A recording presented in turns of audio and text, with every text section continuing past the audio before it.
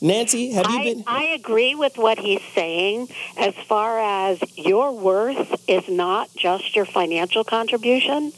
It's your worth as a person and what you contribute to the family as a whole, and I completely agree with that. The question earlier to me was about problems and struggles within couples about how they manage their finances. And what I'm saying is if you look at the amount of money that's coming in and look at what percentage each person should be contributing to the joint expenses, that's more what I was talking about, because he's absolutely right. Some people, just because they're making less money, doesn't mean they have less value to the relationship. That's 100% correct. Oh, that's good stuff. Where can people find you? Website, email? Where can they find you? I want to send all the listeners over to you right now. Where can they find you? Tell us right now, Nancy. www.aboveallelse.org.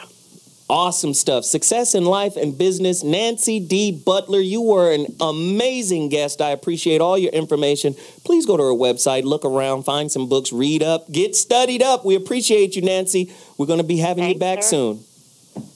Thank you, sir. All right. Now, this is what I'm going to say. There's a book out there called Men on Strike, Why Men are Boycotting Marriage, Fatherhood, and the American Dream, and Why It Matters. Wow. Okay. Who's the author? The author is a woman. I forgot her. Helen S. Smith, Ph.D. It's very important that we go get this book, because all of this, you're valuable and you mean something and you're worth something, don't mean shit, because the laws, I'm just being honest, the laws are favoring women. Marriage is a bad deal. So when we talk about relationship equity and fairness, there is no fairness in the marriage construct. Until they rewrite it, men should boycott it. Go get that book. Wow. Read that book. So what? Money, mistakes, we're going to see it again. Holla at us. For the sea, for water. As a mermaid, we have merchant. Merchant, bankers. Let me give an example of the difference between the law of water and the law of the land.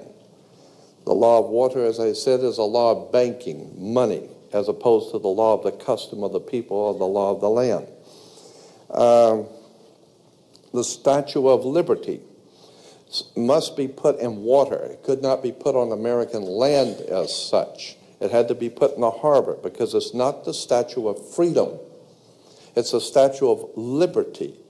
Liberty is what a sailor gets when he pulls into port on a ship. He gets liberty. He's not free. So America is not the land of the free and the home of the brave. We're not free or brave, period. We're not free. This is not a free country. Now let me give you an example of how this law of the water works. Why is it that you have to go to court? People are always concerned about going to court. You go to court because you play basketball and tennis on a court. How do you play tennis on a court? You play with a racket. Why? Because that's what it is. It's a racket. And make no mistake, they do not pick words by chance. These words are very serious. They do not use words in terms with no avail. These words are very important. When you go into a court, what's the idea of going to court? It's a game, like basketball. The whole idea in a court is to put the ball back in the other guy's court. One team gets up and they throw the ball over to that team of lawyers. That team gets up and throws the ball back into their court. And consequently, it's a ball game. And the judge is wearing a black robe, so he is the referee. The judge is the referee. He doesn't care which side wins or loses, because he's going to get paid anyway. So he couldn't care less. He's merely there as a referee, and that's why he wears a black robe. And that's another interesting subject we can get into later. But the judge is a referee between two teams. The judge, we are told, rules from the bench. The word bench in Latin is a bank. Therefore, the judge rules for the bank. Where do you find banks? You find banks on both sides of a river. They're called river banks. And what does a river bank do? It directs the flow of the current sea. The juice. Consequently, your money is currency because it's the flow, the cash flow. And I'll give you an example of how this works. When a ship pulls into a harbor, all ships are referred to as female. Airships, rocket ships, sailing ships are always female. Why? There's a very good reason. Maritime Admiralty banking law says all ships are female because they're carrying items for money, and so consequently they are under Maritime Admiralty law. Admiralty is where we get the word admiral, admiral of the Navy. Let me give you an example of how this works. When a ship pulls into harbor, it parks at the dock, and it ties off at the dock. The captain has to provide for the port authorities a certificate of manifest, because yesterday the ship was not here, but this morning. Wow, that was a pretty heavy video. You know what was heavier than that? You really are a cute brother, man, because you got so many pictures illuminating the different looks of Zoe. Hey. I ain't mad at you, man. Only from my uncle, man. Only from my uncle, brother. Enjoy your youth, man. Thank you, man. Thank you. Pleasant surprise. So let me wrap up the show. I played a lot of different kinds of videos because I want everybody to know, man, that this money shit is a game. It's a game. Look at what we do to each other for it. Look how we treat each other. Look how we treat our relationships. Our relationships ain't shit because money is more important than Jesus.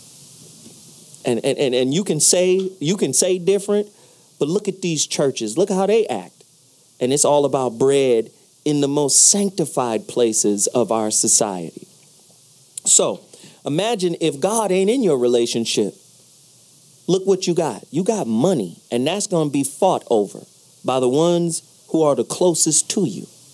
So I presented a show that talked about money, politics, and relationship, and it's very difficult for me to look with any optimism because I know where we live. I know the beast we serve. And when I say the beast, I'm not a religious dude. I'm just saying this system is a monster. What branch of the court system is making more money than the family courts for divorce, for all types of other issues? They pulling in bread, hand over fist, because we don't know the system. A judge will sit on that bench and say, ignorance is no excuse of the law. I'm glad you stupid. Mm-hmm. That's why I'm in your pockets. I had a lawyer tell me, dude, we are all too happy to jump in because we know that if you're coming to us, you can't handle it on your own. So we'll make a decision, and that decision might hurt your family, right? Lynnette Khalfani mentioned earlier, it's cheaper to keep her. What that really means is cheaper to work your situations out. But because we look at our relationships as a storehouse of resources and a business, we don't have the necessary tools it takes to work a relationship out once it hits the rocks.